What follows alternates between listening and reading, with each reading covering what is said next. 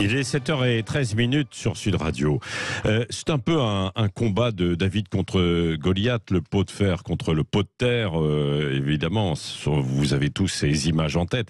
C'est un agriculteur de Haute-Garonne qui décide de résister à l'expropriation de ces terres sur lesquelles devrait être construite une zone d'aménagement concerté qui pourrait permettre la création de 3000 emplois.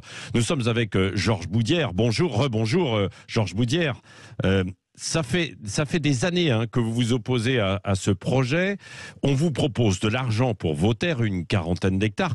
Comment justifiez-vous votre refus de vendre ? Parce que c'est quand même mon outil de travail. Après là-dessus, c'est mon siège d'exploitation, c'est où c'est que je sors tout mon revenu. Ouais. Il y a 2 corps de ferme type Lauragaise qui étaient dans l'emprise. Après négociation, on est arrivé quand même à les écarter, mais bon, c'est pas arrivé. Et donc voilà. Après, c'est des terres qui sont en haute valeur. C'est de la vallée et c'est là où c'est qu'on sort le revenu. Et donc c'est toute notre vie. Je suis la 3e génération, voire la 4e qui va arriver. Donc voilà, c'est pour ça qu'on mène ce combat. L'argent, d'accord, mais bon. Oui, oui.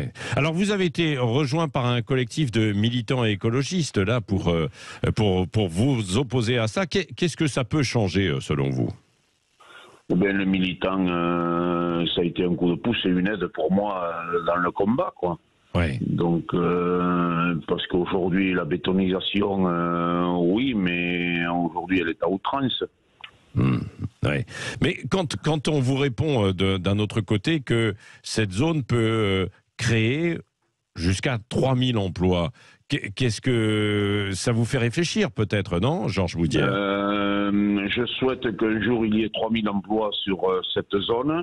Ouais. Mais aujourd'hui, vous savez très bien qu'avec l'informatique, les robots, l'automatisation, moi je ne crois pas à ce qui est toute cette création d'emplois, quoi. Oui, oui, c'est ça. Et puis parce que vous voulez continuer de cultiver sur vos terres. Vous faites quoi sur vos terres d'ailleurs, Georges Boudière ? Eh bien, sur mes terres, je fais du blé, du maïs, du tournesol. Ces terres sont irrigables. Bon, comme je vous ai dit, à haute valeur, parce que c'est dans la vallée, c'est la vallée du Lauragais, quoi. C'est là où qu'il y a la richesse, quoi. Où c'est que la plante, elle pousse sans amendement, quoi. Après, j'ai un atelier bovin où justement avec cet atelier bovin, quoi. Je me sers pour amender mes terres depuis 3 générations, quoi. Alors vous comprenez que l'on en est attaché, quoi. Tellement attaché que même l'argent que l'on vous propose, parce que j'imagine, je ne sais pas quelles sont les sommes d'argent, mais dans ces conditions, on propose de belles sommes d'argent, vous n'en voulez pas. Ben, la somme d'argent, certes, si on regarde rien que l'argent, quoi, mais enfin, vous savez, aujourd'hui, avec le système que nous avons, l'argent s'envole, quoi. Ouais. Tandis que la terre, quoi, c'est elle qui nous nourrit. Oui, c'est ça. Alors, vous en êtes où, là ? Parce qu'il y a des procédures qui ont été lancées. Vous attendez une décision du tribunal administratif, c'est ça ?